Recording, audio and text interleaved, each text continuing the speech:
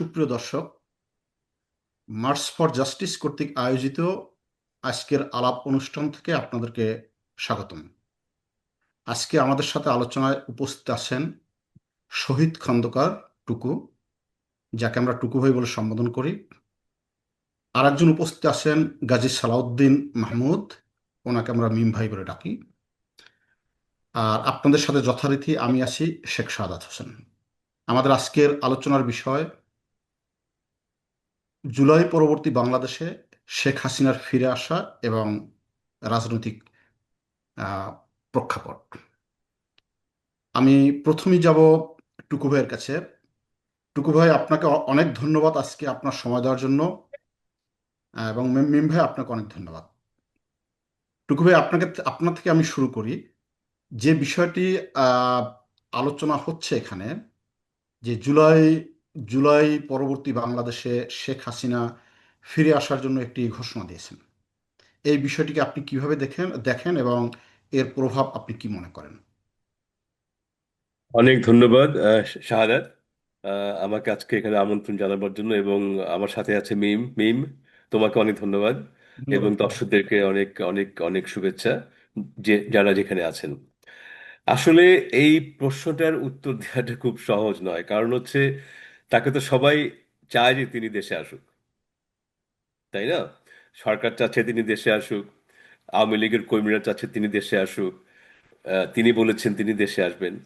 এখন এখন প্রশ্ন হলো উনি কিভাবে দেশে আসবেন, দেশে আসার প্রক্রিয়াটা কি। একবার উনি বলেছিলেন যে আমি টুক করে দেশে চলে, মনে আছে বোধহয় মাস হ্যাঁ, হ্যাঁ, হ্যাঁ। 7-8 আগে, আমি টুক করে চলে আসব। তো ওই টুক করে তো আসা তো এখন পর্যন্ত হয়নি। হুম। এবং টুক করে কি বললেই কি আসা যায়? উনি তো টুক করে ওই পদ্মা সেতু থেকে কাউকে নিচে মাটিতে পানিতে ফেলে দিয়ে মেরে ফেলবে, টুক করে ঢুকে পড়বেন, উনি এগুলো প্রায় বলেন। তো এখন এখন কথা হলো যে ফার্স্ট থিং, আমরা যদি শেখ হাসিনার ব্যাকগ্রাউন্ড দেখি, তার কিন্তু এরকম একটা চ্যালেঞ্জ নিয়ে কোথাও আসার কিন্তু কোনো ব্যাকগ্রাউন্ড নাই। আমরা যদি 111 দেখি, হ্যাঁ, বা তার আগেও আমরা দেখি 75-এর পরবর্তী সময়ে, তার কিন্তু আসলে আম, আম, বিপদ বা এই ধরনের কিছু ফেস করার, উনি উনি বরাবরই কিন্তু উনি আপোষকামী। আমরা যদি দেখি বিভিন্ন সময় তিনি আপোষ করে গেছেন। এবং তিনি আসলে কতটা সত্যিকার ভাবে যে উম, জেনে শুনে যে আমি গেলে আমাকে মেরে ফেলবে, আমাকে আমাকে ফাঁসি দেবে বা আমাকে জেলে ভরবে, উনি কতটুকু আসবেন এটা আমার আমার সন্দেহ আছে। 1 নম্বর। 2 নম্বর হচ্ছে আসার প্রক্রিয়াটা এত এত সহজ নয়। ওনাকে ওনাকে বন্দি বিনিময় চুক্তির মাধ্যমে আসতে হবে, এবং এটা ভারত সরকারের আহ, একেবারে ডেফিনেটলি তাদের ভূমিকা থাকতে হবে। তারপর ওনার পাসপোর্ট নাই, ওনার তো লাল পাসপোর্ট ছিল। এখন ওই ওই আসতে গেলে, লিগাল প্রসেসে আসতে গেলে তাকে she has to take a permission from the high commission. ওই যে এক এক বোধহয় একটা, ওটা ওটা ঠিক কি বলে মিম বলতে পারবে, যে ওয়ান টাইম, হ্যাঁ, যাবার জন্য যে একটা পারমিশন দেয়, সেটা করতে হবে। এবং সবচেয়ে বড় কথা, উনি উনি যদি আসেনও, আসলে পরে তো ডেফিনেটলি তাকে গ্রেফতার করা হবে। তো এখন এই সবকিছু মিলিয়ে উনি আসলে কতটা এটা আসার জন্য বলেছেন, বা কতটা তার আহ, দল দলের লোকজনদেরকে চাঙা করার জন্য বলেছেন, এটা হলো একটা বিরাট প্রশ্ন। আজকে আমরা আরেক জায়গায় দেখলাম বা পড়লাম যে এখন আওয়ামী লীগের ভেতরে এখন আহ, শেখ হাসিনা, তার বোন শেখ রেহানা, আমরা জানি যে আওয়ামী লীগের ভেতরে সবসময় মোটামুটি ভাবে তারা 2 বোন, মানে বাইরের থেকে খুব ক্লোজ দেখা গেলেও তাদের মধ্যে একটা অলিখিত একটা একটা ছিল, টাসল ছিল, মানে ক্ষমতার ভাগাভাগি কে বেশি করতে পারবে। তা এখন যেটা শুনতে পাচ্ছি, যে এই মুহূর্তে আম, শেখ হাসিনা যারা শেখ রেহানার কাছাকাছি মানুষ ছিলেন, তাদেরকে একটু দূরে রাখার চেষ্টা করছেন। তো সবকিছু মিলে আসলে আমার যেটা মনে হয় যে এটা আসলে কিছুই না, একটা স্টান্ট। 1 নম্বর হচ্ছে যে আম, তার তার দলের কর্মীদেরকে একটু চাঙ্গা করার জন্য। 2 নম্বর হচ্ছে যে সরকারকে একটু বাজিয়ে দেখার জন্য, যে সরকার কিভাবে রিয়াক্ট করে। হুম। এবং তৃতীয় হচ্ছে যে ঘোলা পানিতে মাছ যদি কিছু ধরা যায়। সেই তিনটা মিলে আমার মনে হয় তার এই বক্তব্যটা দেওয়ার উদ্দেশ্য। টুকু ভাই, আপনাকে ধন্যবাদ। আমি একটু আপনার কাছে আসব, পরে আপনার কাছ থেকে আমরা জানতে চাইবো যে আপনি যা বলছেন আমরা ধরেই নিলাম যে সবগুলো সঠিক, কিন্তু এর বাইরে কোনো লিগ্যাল অ্যাপ্রোচ আছে কিনা, কোনো লিগ্যাল সুযোগ আছে কিনা, সেটা আপনার কাছে আমরা জানতে চাইবো। কিন্তু তার আগে মিম ভাই আপনার কাছে জানতে চাইছি যে এই যে শেখ হাসিনা বলছেন যে ডিসেম্বরে দেশে আসবেন, এর এর রাজনৈতিক প্রভাবটা কি আসলে? আচ্ছা, আরো যদি আপনি একটু অ্যাড করেন যে আসলে উনি যে আসবেন, এর সম্ভাবনা কতটুকু এবং রাজনৈতিক প্রভাবটা কি? অসংখ্য ধন্যবাদ সাদত ভাই। আসলে এই কথাটা কিন্তু টুকু ভাই শুরু করেছেন একটু আগে। টুকু ভাই যেটা বললেন যে রাজনৈতিক প্রভাব হচ্ছে, টুকু ভাই যে কথাটা বলছেন ওই কথাটার মধ্যে লুকিয়ে আছে। সেটা হচ্ছে দলকে চাঙ্গা রাখা। কারণ আওয়ামী লীগ তো এখন তার রাজনৈতিক ময়দানে তাকে টিকে থাকতে হবে। টিকে থাকা তো তার সামনে কি আছে? তার সামনে কিছু নাই। এই জন্য সে রাজনৈতিকভাবে আওয়ামী লীগকে চাঙ্গা রাখা, এটা একটা বিষয়। আর একটা বিষয় হচ্ছে, সেটা খুব গুরুত্বপূর্ণ, সেটা হচ্ছে আপনি খেয়াল করছেন 24-এর 5ই আগস্টের পর থেকে ভারত কিন্তু নানাভাবে বাংলাদেশকে অস্থিরতার মধ্যে রাখার চেষ্টা করছে। আপনি দেখেন 5ই আগস্টের পরে হিন্দু কার্ড, পরবর্তীতে এই কার্ড ওই কার্ড, এই কিছুদিন আগে দেখবেন ওই যে পলাশবাড়িতে একটা মন্দির কার্ড। শেখ হাসিনা বা আওয়ামী লীগ তো তার কার্ড। শেখ হাসিনা তার কার্ড বলেই সে কিন্তু তাকে রেখে দিছে। এবং এই যে শেখ হাসিনাকে চাইলেই তো ওখান থেকে বলতে পারে না, ইন্ডিয়ান গভর্নমেন্টে যদি গ্রিন সিগন্যাল না থাকে। এবং এই মুহূর্তে কেন এই কার্ডটা খেললো?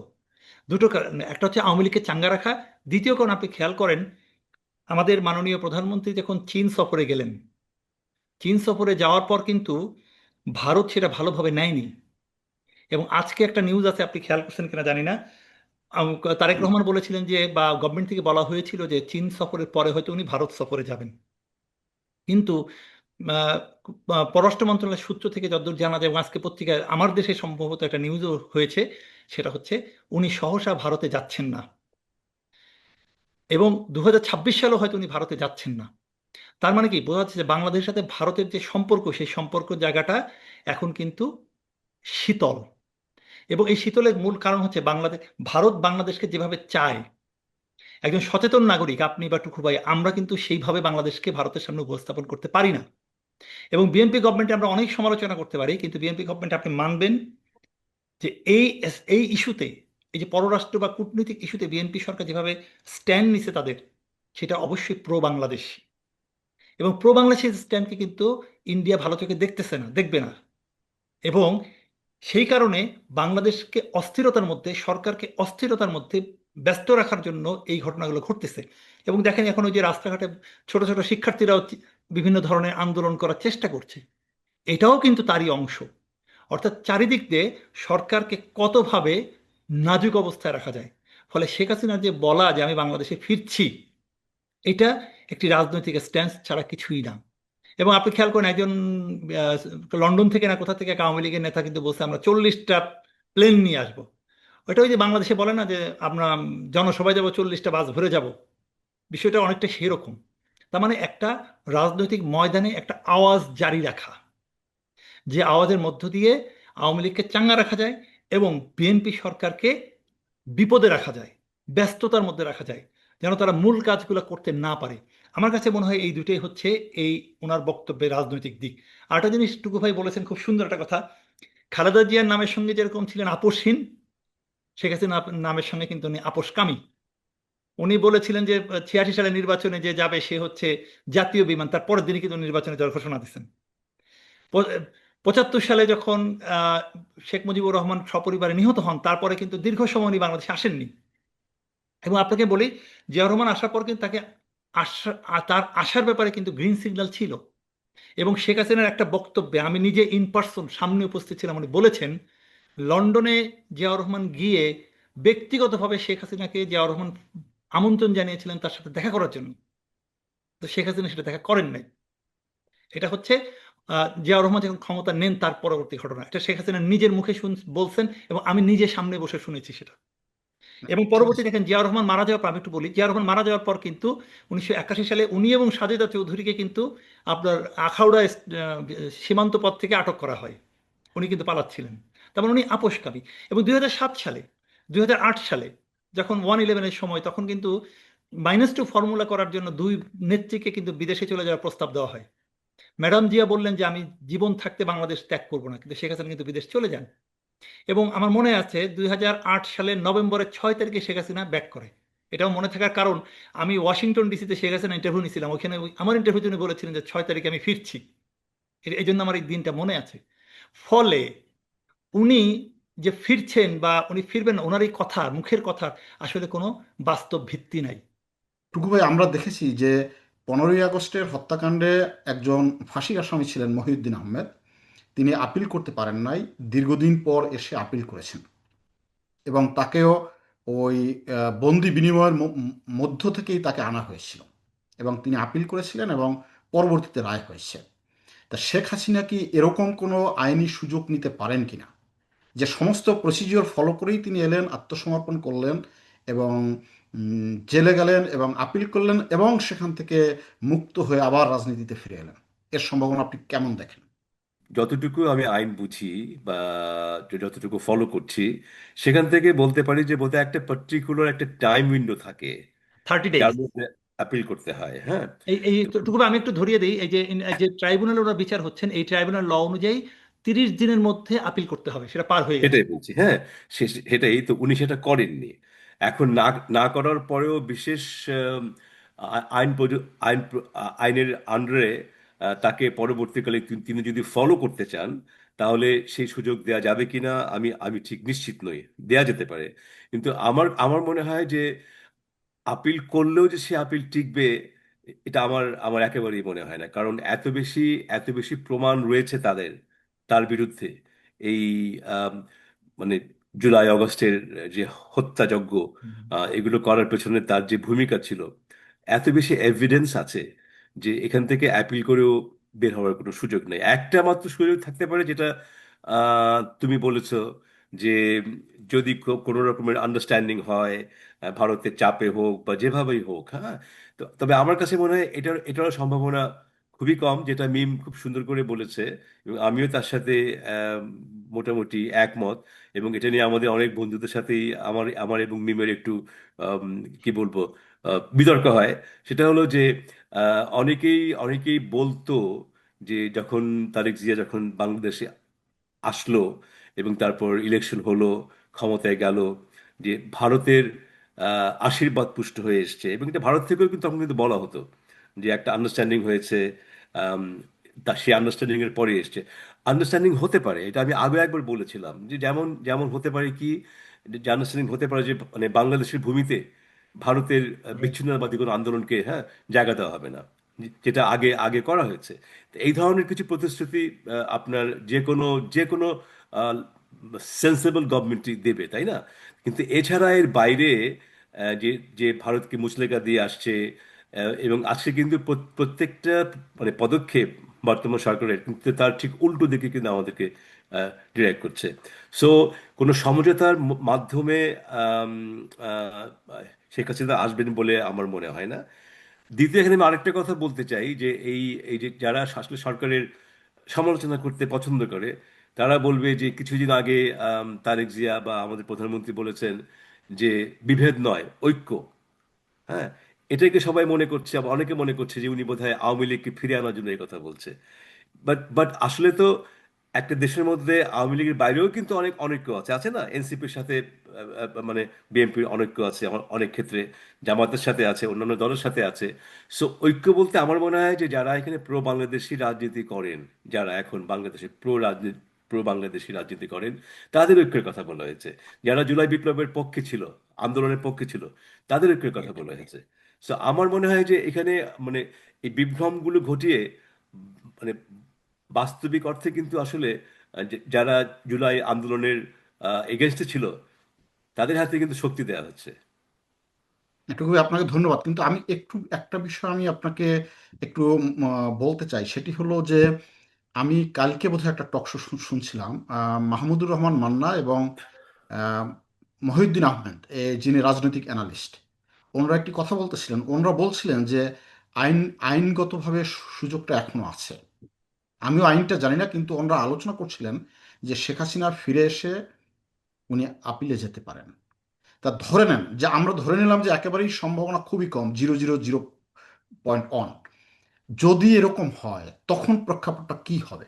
মানে আমরা ধরেই নিলাম কিছু হবে না, কিন্তু তখন আপনার কি কিছু মনে হয় যে এই রাজনৈতিক পরিবর্তনটা এভাবে আসতে পারে যদি ওরকম ঘটে? কি পরিবর্তন আসতে পারে বলে হয় তোমার না মনে হয়? ধরেন যেটা হোক, হতে পারে আইনগতভাবে তিনি মুক্তি পেয়ে বের হয়ে গেলেন এবং স্বাভাবিকভাবে রাজনীতি করলেন, অথবা আমরা যদি ধরে নেই যে কোনো না কোনোভাবে বৃহৎ শক্তি বা বৃহৎ সমঝোতার মধ্য দিয়ে তিনি বের হয়ে আসলেন, তখন রাজনীতিটা কি হবে বাংলাদেশে? প্রথম প্রথম তোমার যে দুটো অপশনের মধ্যে তুমি তুমি যেটা ফার্স্ট বলেছো, যে সেখানে আইনগতভাবে মু- মুক্তি পাওয়া, আইনগতভাবে যদি মুক্তি পান তিনি, আসলে তো তার বিরুদ্ধে কিছু করার নাই। আইন আইন। তার যদি, তার পক্ষে যদি যথেষ্ট যুক্তি থাকে যে তিনি এই হত্যাকাণ্ডের সঙ্গে জড়িত ছিলেন না, বা যে অপরাধে তাকে মৃত্যুদণ্ড দেওয়া হয়েছে তিনি তার সাথে তার কোনো সংশ্লিষ্টতা নেই, আইন যদি সেটা প্রমাণ করতে পারে, তাহলে তিনি মুক্তি পেতেই পারেন। একটা একটা আইনের দেশে এটাই তো হওয়া স্বাভাবিক, তাই না? কিন্তু আমি যেটা আগেরবার বলেছিলাম, যে তার বিরুদ্ধে এত বেশি অকাট্য যুক্তি প্রমাণ আছে যে তার পক্ষে আইনের আইনের ফাঁক ফোকর দিয়ে বের হওয়া আমার মনে হয় অ্যাবসলিউটলি ইম্পসিবল। ঠিক কিন্তু আছে? টুকু ভাই, বাংলাদেশ কি ওইরকম আইনের দেশ আপনার মনে হয়, যে অ্যাবসলুট এক- আইন প্র্যাকটিস করা হয়, বিচার প্রক্রিয়া স্বাধীন থাকে ওরকম? স্বাধীনভাবে করা হয় না, কিন্তু যেটা আমরা দেখি বরং সবসময় উল্টোটা হয়। যেমন যেমন আমরা যতগুলি আমরা ডেথ সেন্টেন্স দেখেছি, হ্যাঁ, হয়তো সেটা ওদের প্রাপ্য ছিল না, ঠিক আছে, এনাফ যুক্তি ছিল না, কিন্তু তাদেরকে মৃত্যুদণ্ড দেওয়া হয়েছে। কিন্তু মৃত্যুদণ্ড দেওয়া হয়েছে এমন কাউকে, মানে উল্টো শক্তি তাকে মাফ করে দেবে, এমন ঘটনা কি আছে? থ্যাংক ইউ টুকু ভাই। আমি মিম ভাই আপনার কাছে যেটা, টুকু ভাই যেটা বললেন যে এটি অলমোস্ট অসম্ভব, 5ই আগস্টের পরে বিএনপির যে রাজনীতি, যেমন ধরুন আওয়ামী লীগের নিষিদ্ধ করার বিরোধিতা করা, ছাত্রলীগের নিষিদ্ধ করার বিরোধিতা করা, প্রেসিডেন্টকে রেখে দেওয়া, আওয়ামী লীগকে বিরোধী দল হিসেবে নির্বাচনে আনার জন্য তাদের একটি প্রচেষ্টা, এবং সর্বশেষ আমরা অনেক মানুষ ধরে নিয়েছে যে এই নির্বাচনটি একটি সমঝোতা নির্বাচন। আপনি কি মনে করেন যে ওই প্রক্রিয়ার মধ্য থেকে বিএনপি এরকম কোনো সমঝোতায় যেতে পারে, কিংবা একে?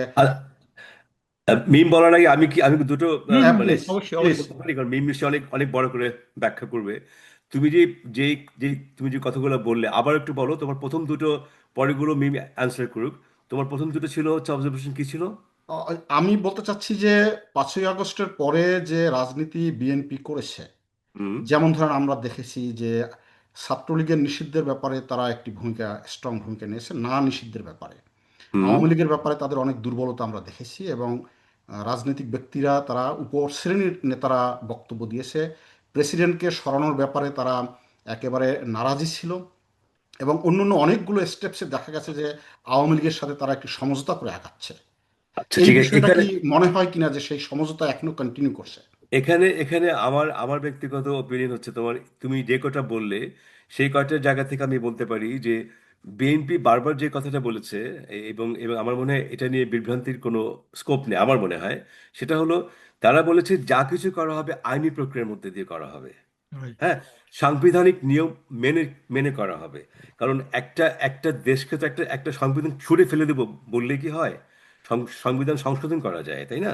কিন্তু ছুঁড়ে ফেলে দেওয়া যায়, এক নতুন করে একটা বিপ্লব হলো। আমাদের কি সেরকম বিপ্লব হয়েছে? সত্যি কথা বলতে গেলে আমি কিন্তু এখনো বলি যে জুলাইকে নিয়ে আমরা বিপ্লব বলতে পারি না, বিপ্লবের কতগুলো কাঠামো থাকে। এটা এটা অভ্যুত্থান। এটা এটা একটা একটা আন্দোলন ছিল, একটা ম্যাসিভ একটা গণ আন্দোলন ছিল, অভ্যুত্থান ছিল। সো আমার আমার কিন্তু এই জায়গায় আমি একটু দ্বিমত পোষণ করি সম্মানের সাথে। আমার মনে হয় না যে বিএনপি সমঝোতা করার চেষ্টা করেছে। এবং এবং আজকে তো এটা প্রমাণিত।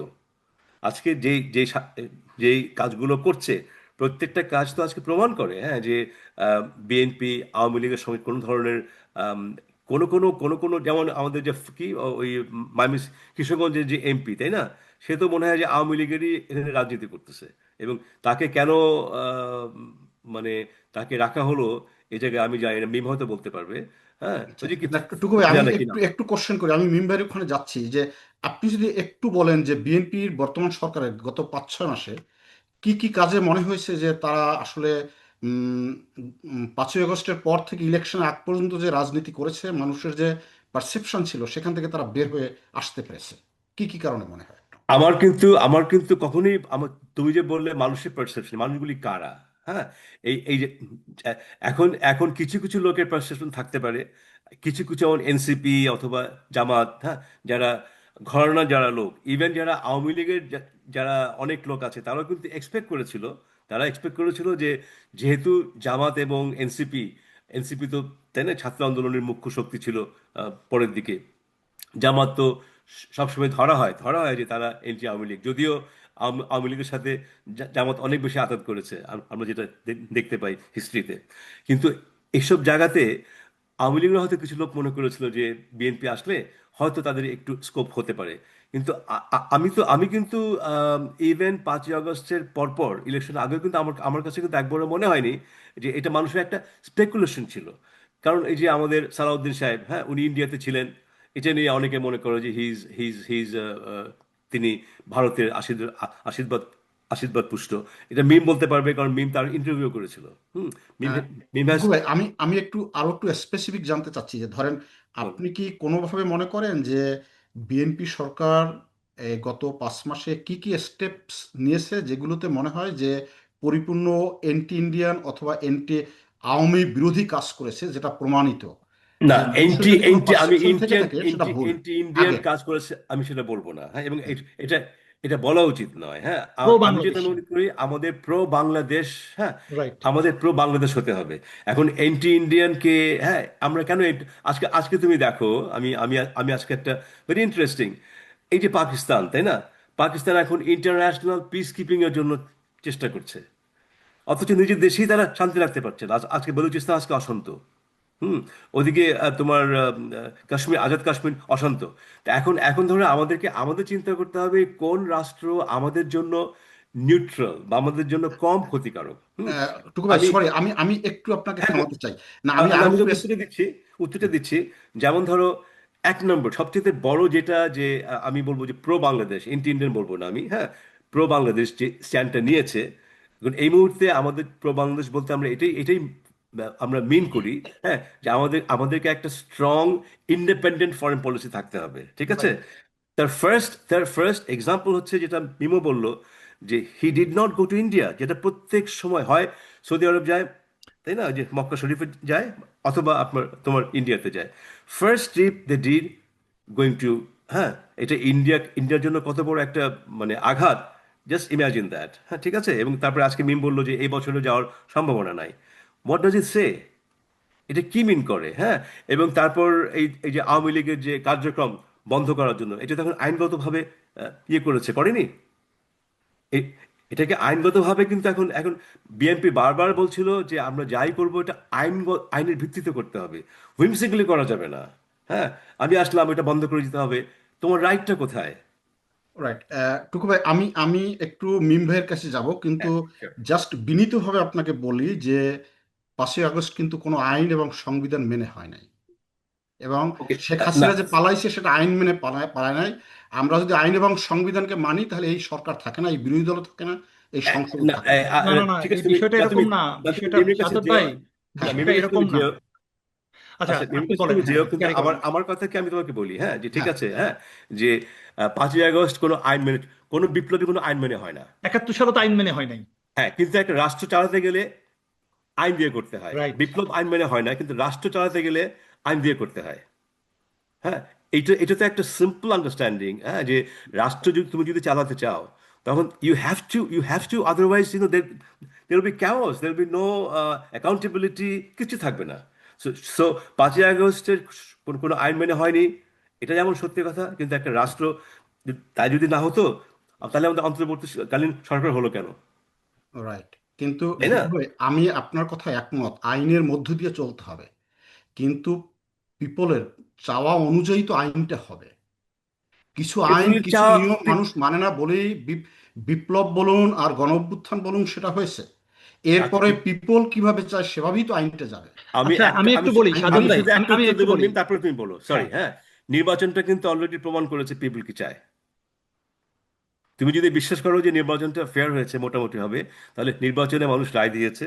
নির্বাচনের আগে বিএনপি, তুমি ইভেন ধরো যে তোমার এই যে জুলাই সনদ, হ্যাঁ, এই জন্যই কিন্তু বিএনপি কিন্তু বলেছে যে আমরা আমাদের কিছু অবজারভেশন আছে, নোট অফ ডিসেন্স আছে, হ্যাঁ, সেগুলো ছাড়া আমরা জুলাইয়ের প্রত্যেকটা জিনিস আমরা আমরা আমরা বাস্তবায়ন করব, যেটা সরকার এখনো বলছে। সো অতএব তুমি যদি বলো জনগণের ম্যান্ডেট কি ছিল, ওটা তো ইলেকশনে মানুষ তো বলে দিয়েছে। মানুষ তো ভোট দিয়েছে বিএনপিকে। তারা যদি বিএনপির পলিসিকে যদি তারা যদি অ্যাকনলেজ না করতো, then why do they vote for BNP? Simple. Thank you Tuku ভাই।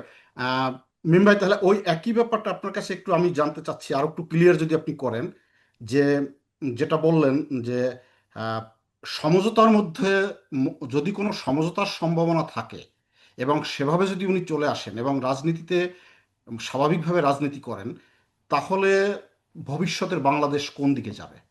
আমরা এটা হাইপোথেটিক্যালি ধরলাম যে কোনো না কোনোভাবে উনি চলে আসছেন এবং রেগুলার হয়ে গেছেন, তখন বাংলাদেশ কেমন হবে? হাইপোথিসিস ধরার কোনো সুযোগ নাই, কারণ শেখ হাসিনা বাংলাদেশে আওয়ামী লীগের রাজনীতি ভবিষ্যতে হতে পারে সেটা আমি বিশ্বাস করি, কিন্তু সেই রাজনীতি হবে শেখ পরিবার মুক্ত, শেখ হাসিনা মুক্ত। ধরেন শেখ হাসিনা বয়স এখন 77, তার এই সব কিছু সেরে যদি রাজনীতিতে আসতেও আপনি যে হাইপোথেটিক্যালি ধরেন আরো 5 বছর লাগবে, ততদিনে তিনি শারীরিকভাবে সক্ষমও থাকবেন না। এবং তার ছেলে মেয়ে যারা আছে তাদের যে রাজনীতি, তাদের যে দূরদর্শিতা, তাদের যে অবস্থা, তাদের যে পার্সোনালিটি, সেটা বাংলাদেশের রাজনীতিতে সে ফিট করবে না। এটা একটা বিষয়। আর একটা বিষয় যেটা বলছেন যে আইনি দিকটা, শেখ হাসিনা আসলো, এখন আপনি যে টক শো রেফারেন্স দিচ্ছেন, হ্যাঁ, আইনগত দিক আছে, তিনি আপিল করতে পারবেন, ধরলাম আপিল করতে পারবেন 30 দিনের ব্যারিয়ার যদি আছে, হাইকোর্ট সুপ্রিম কোর্ট যদি এখানে একটা কনসার্ন দেয় যে হ্যাঁ উনি পারবেন, উনি আপিল করলেন। আপিল করলে কি, ওনার বিরুদ্ধে অভিযোগগুলা এবং সেই অভিযোগের সপক্ষে যে প্রমাণ এবং সাক্ষ্য, সেগুলা সুপ্রিম কোর্ট পুনরায় বিবেচনা করবে। আপনি কি মনে করেন যে এভিডেন্সগুলো আছে, এই এভিডেন্সগুলো পুনর্বিবেচনা করার পর ওনার কোনো সুযোগ আছে এই অপরাধ থেকে মুক্তি পাবার? মানে আপনি বলতে এখানে চান। আরেকটু যদি বলে রাখি, শেখ হ্যাঁ, হ্যাঁ। হাসিনা যদি 5ই অগাস্টে বাংলাদেশ ছেড়ে না যেয়ে আর্মিকে বলতো ঠিক আছে আমাকে ক্যান্টনমেন্টে তোমার সেফ রাখো, আর্মি কিন্তু তাকে সেফ রাখতে পারতো। সেই ক্ষেত্রে শেখ হাসিনা কিন্তু এখনই বাংলাদেশের রাজনীতিতে প্রবেশ করতে পারতেন, যেটা হ্যাঁ, এরশাদ পারছিলেন। ঠিক আছে মিম ভাই, এবং ধরে এরশাদ, নিলাম। এটুকু আপনার নিশ্চয়ই মনে আছে, এরশাদ কিন্তু 91 নির্বাচনে 5টা আসনে দাঁড়ায় 5টা আসনে জিতছিল। Exactly, Sheikh exactly. হাসিনাও তাই হয়তো, জানেন। আচ্ছা, আপনি একটা কথা বলছিলেন যে ভারতের সাথে সমঝোতা, আসলে আমি মনে করি 5ই অগাস্টে করে বিএনপি খুব ম্যাচিউর গেম খেলছে। কারণ আপনি মনে করেন ইন্ডিয়া যদি চায় যে বাংলাদেশের নির্বাচন হবে না, তাহলে বাংলাদেশের নির্বাচন করা কিন্তু কঠিন। সেখানে সে একটু গেম প্লে করছে, সে কিন্তু গেম প্লে, এবং পরবর্তীতে আমরা দেখতে পাচ্ছি যে ধরেন, হ্যাঁ ধরেন আমারও মনে হয়েছিল যে হ্যাঁ বিএনপি বোধহয় ঠিকই সমঝোতা বা কিছু একটা করছে, কিন্তু পরবর্তীতে বিএনপির আওয়ামী লীগকে নিষিদ্ধকরণে বিএনপির অবস্থান, ভারত প্রশ্নে বিএনপির অবস্থান, এইগুলো যদি আমরা অ্যানালাইসিস করি, তাহলে আমরা বুঝতে পারি, আমার কাছে অন্তত মনে হয় বিএনপি যে রোলটা প্লে করছে এটা কিন্তু দাবার গুটির মতন খেলছে। না, না, আমি ভেরি তাহলে স্মার্ট গেম। মিম ভাই, আমি অন্য একটা প্রসঙ্গে জি। যাব। আপনার এই কথাটা ধরে আমার ছোট একটা প্রশ্ন, যে আপনি কি মনে মনে করছেন যে গত 5 মাসে বিএনপি যে রোল প্লে করেছে, তার মধ্যে অনলি চীন ভিজিট এই রোলটাই প্রমাণ করে যে বিএনপি তার সঠিক রোল প্লে করছে? আচ্ছা, এখন ধরেন আমরা তো আপনি, এর বাইরে তো অন্য কোনো রেফারেন্স আমরা দিতে পারি না, নাকি আচ্ছা আপনার আর আপনি কোনো রেফারেন্স রেফারেন্স দিবেন, আছে? ধরেন বাংলাদেশকে আপনি কালকে দুর্নীতি মুক্ত একেবারে সুন্দর বাংলাদেশ গড়ে ফেলবেন, না, এই আমার যদি আমরা অধিক। চাই, এটা আমরা চাই, হ্যাঁ, বাংলাদেশের বিচার বিভাগকে আমরা একেবারেই নিষ্কলঙ্ক আগের মতো, সেই ধরেন 50 বছর আগের মতো অবস্থায় বা জিয়া রহমানের সময়ের মতো অবস্থায় নিয়ে যাব, সেটা আমরা চাই। কিন্তু বাংলাদেশের মানুষের নৈতিক অবক্ষয় এবং সমাজ ব্যবস্থা যে পর্যায়ে গেছে, ধরেন বিএনপি যে মানুষগুলো করে বা আওয়ামী লীগ যে মানুষগুলো করে, মানুষের মনস্তত্ত্ব তো একই রকম ভাই, কম বেশি। So আপনি রাতারাতিতে পরিবর্তনগুলো করতে পারবেন না সাদাত ভাই।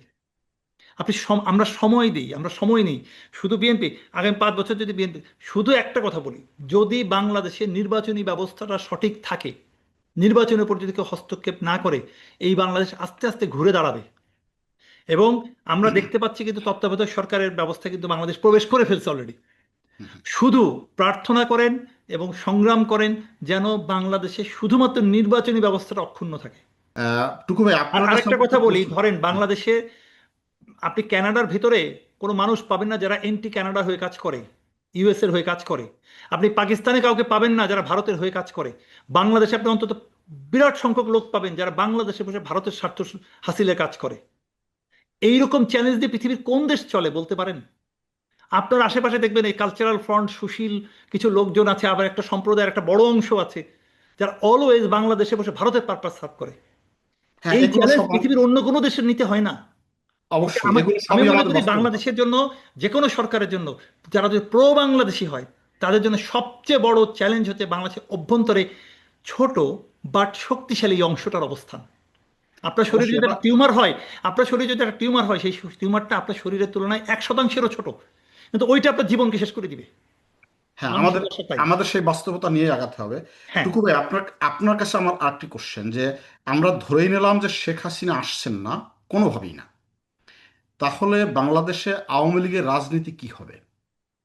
এটা খুব একটা খুব very very good question. Right. এই যেটা আম, যেটা মিম একটা টাচ করেছিল যে উম, শেখ পরিবারের বাইরে যদি একটা আওয়ামী লীগ ডেভেলপ করে, হ্যাঁ, তাহলে তাদের রাজনীতিতে ফিরে আসা একটা সম্ভাবনা থাকতে পারে ভবিষ্যতে। সেখানেও আমার অনেকগুলো প্রশ্ন আছে। একটা হচ্ছে যে ওটা কিন্তু খুব সহজ হবে বলে আমার মনে হয় না। যেমন আমরা দেখেছি পৃথিবীর বিভিন্ন জায়গায়, যেমন ফিলিপিন্সে চিন্তা করা যায় না মার্কোসের, হ্যাঁ, মার্কো আহ, হ্যাঁ, তার তার ছেলে বহু বছর পরে আবার ফিরে রাজনীতিতে আসছে ফিরে এসেছে। রাজনীতিতে। ঠিক আছে, সো ইট ক্যান হ্যাপেন। কিন্তু ওই যে যেটা মিম বলেছিল, এটা এটা হওয়ার জন্য শেখ পরিবারের আমরা যেই কাঠামো দেখতে দেখতে পাই, সেই কাঠামো থেকে কারো এই জায়গায় আসার মানে chances are very very very less. এখন আওয়ামী লীগ ক্ষমতায় আসবে কিনা ওটা ডিপেন্ড করবে আমাদের বর্তমান যারা যারা আমরা এন্টি আওয়ামী লীগ বলি, বা যারা আমরা প্রো বাংলাদেশি ন্যাশনালিস্ট ফোর্সেস বলি, তার মধ্যে বিএনপি আছে, তার মধ্যে এনসিপি এখন আছে, জামাত আছে, আরো কিছু ছোটখাটো পার্টিজ আছে। আমি আমি আমি কিন্তু এর মধ্যে জাতীয় পার্টিকে ধরি না, কারণ এরা হচ্ছে মোস্ট অপরচুনিস্ট পার্টি, এদের কোনো হুম, হুম। কোনো ধরনের কোনো নীতি নেই। হুম। তো অ্যাটলিস্ট আওয়ামী লীগের খারাপ হোক যাই হোক একটা নীতি আছে। ওকে, সো এখন এই জায়গাতে আমার আমার যেটা মনে হয় যে যদি এই শক্তিটা দুর্বল হয়ে যায়, এবং এই শক্তিকে দুর্বল করার জন্য অনেকভাবে অনেকভাবে কিন্তু চেষ্টা হচ্ছে এবং হবে। হুম। এবং দুঃখজনক আমি বলি, শাহাদাত, এটা এটা আমাদেরকে মনে রাখতে হবে যে এই যত কিছুই হোক না কেন, এটা কিন্তু তুমি বিশ্বাস করো যে বাংলাদেশে বিএনপি যদি খারাপও হয়, BNP cannot be like Awami League. Hmm, hmm. Hmm, believe in this? Hmm, অবশ্যই। হুম। আচ্ছা, এটা যদি বিশ্বাস করো, তাহলে পরে আমাদের এমন কিছু করা উচিত না যেন অতি দ্রুত আওয়ামী লীগের আসার পথটা প্রশস্ত হয়ে যায়। ঠিক আছে, এখন আওয়ামী লীগ তো ষড়যন্ত্র করবেই, করছেই, বা আওয়ামী লীগের যারা মাস্টার তারা করবেই। এখন যারা এই জুলাই আন্দোলনের পক্ষের লোকজন ছিল, তারা যদি এখন কাদা ছোড়াছুড়ি করে, তারা যদি এখন যেটা হচ্ছে না, জোর করে বিএনপি এটা করছে এটা করছে, এক জায়গায় একটা চাঁদাবাজি হচ্ছে, সেই সেই আজকে দেখলাম মিম পাঠালো যে একটা ওই কোন এক লোকের, বুড়া লোকের কাছ থেকে টাকা নিয়েছিল, হ্যাঁ, ওকে ওকে অ্যারেস্ট করেছে।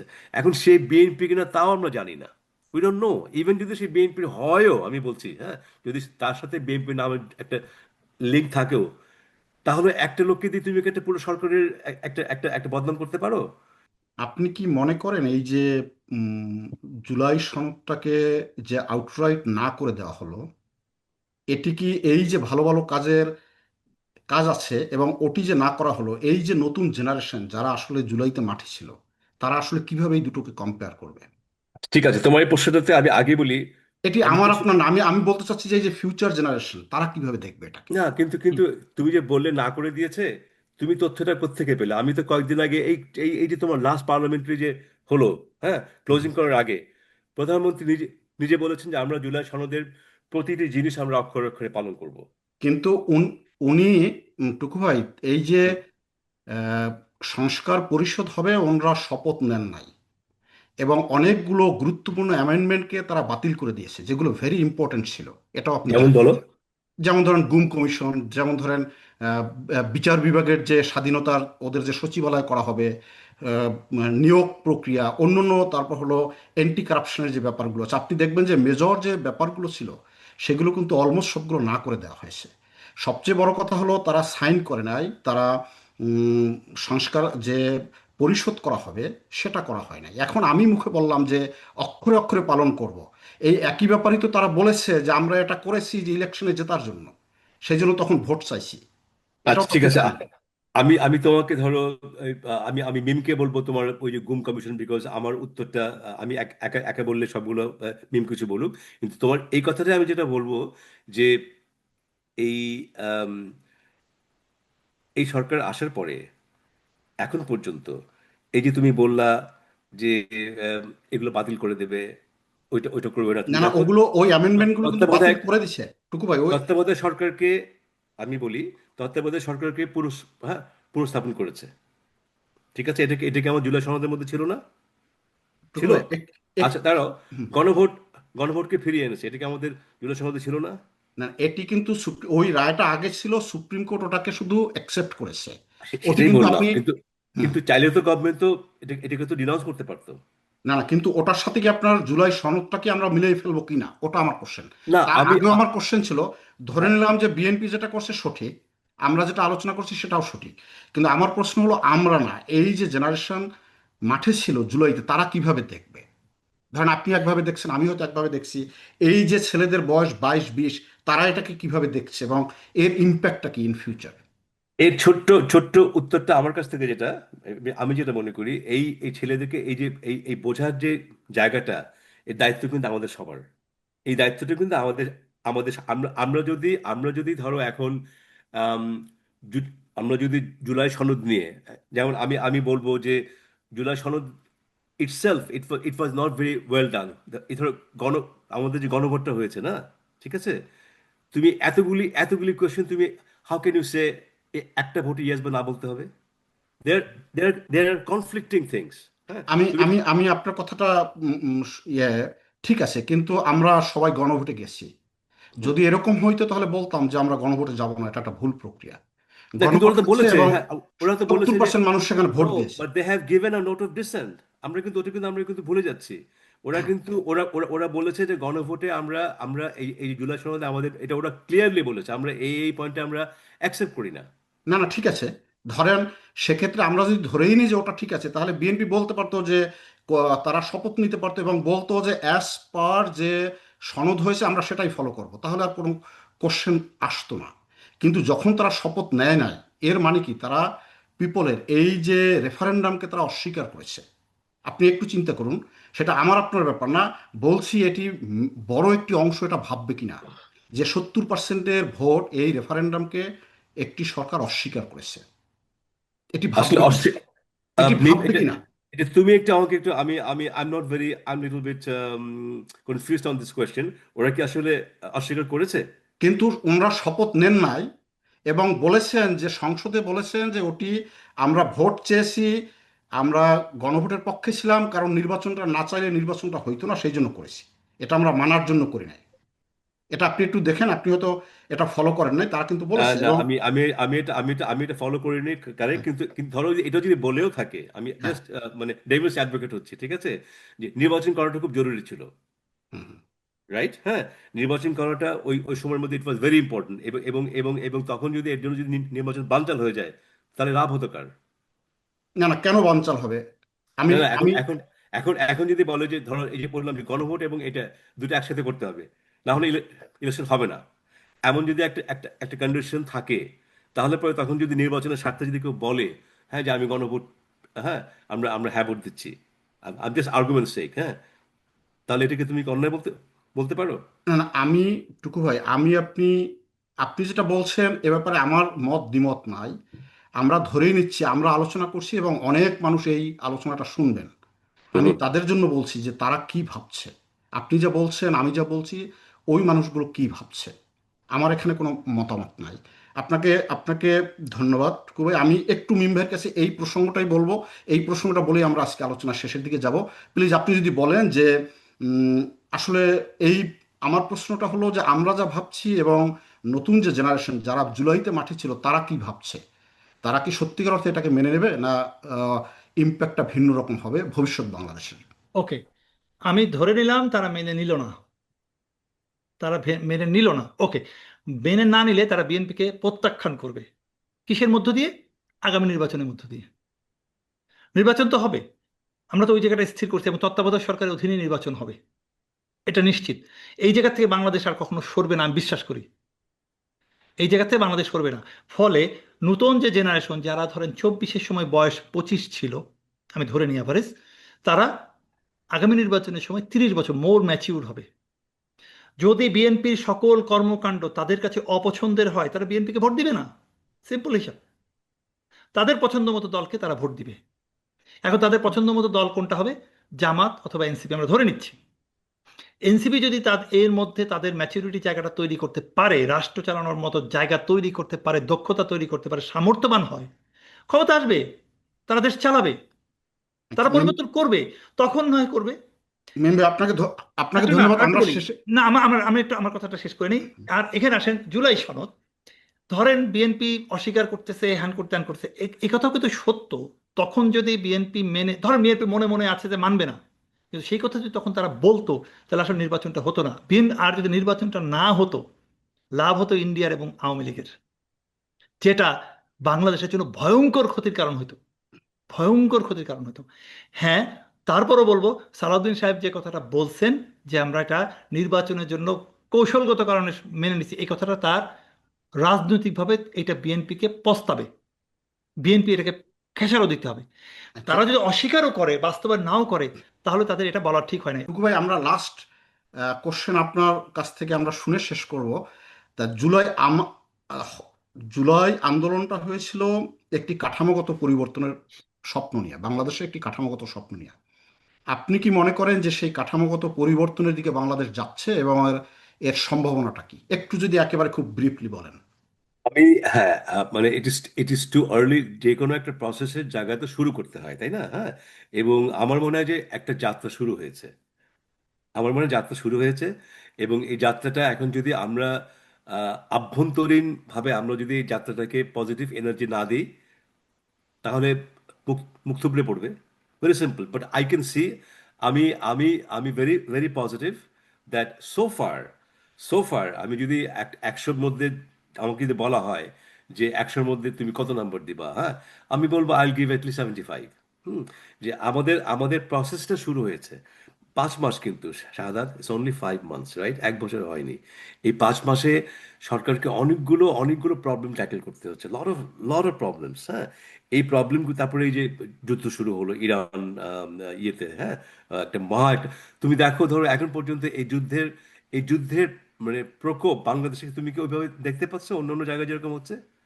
আমি তো বলবো reasonably reasonably the government has been able to withstand this severe pressure.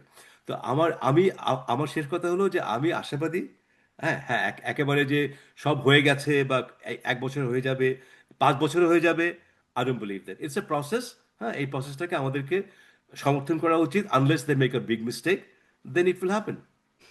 আজকের অনুষ্ঠানে আপনাদের গুরুত্বপূর্ণ আলোচনার জন্য আপনাদেরকে অশেষ ধন্যবাদ। আমরা আশাবাদী জাতি, আমরা আশা নিয়ে বেঁচে থাকবো, এবং আমরা আশা করছি যে নতুন বাংলাদেশ হবে। আজকের আলোচনা এখানেই শেষ করছি। সুপ্রিয় দর্শক, আপনাদেরকে অশেষ ধন্যবাদ আমাদের অনুষ্ঠান দেখার জন্য। ধন্যবাদ ধন্যবাদ। সবাইকে। আসসালামু সাদত আলাইকুম। ভাই, আপনাকেও ধন্যবাদ। দর্শক সবাইকে ধন্যবাদ।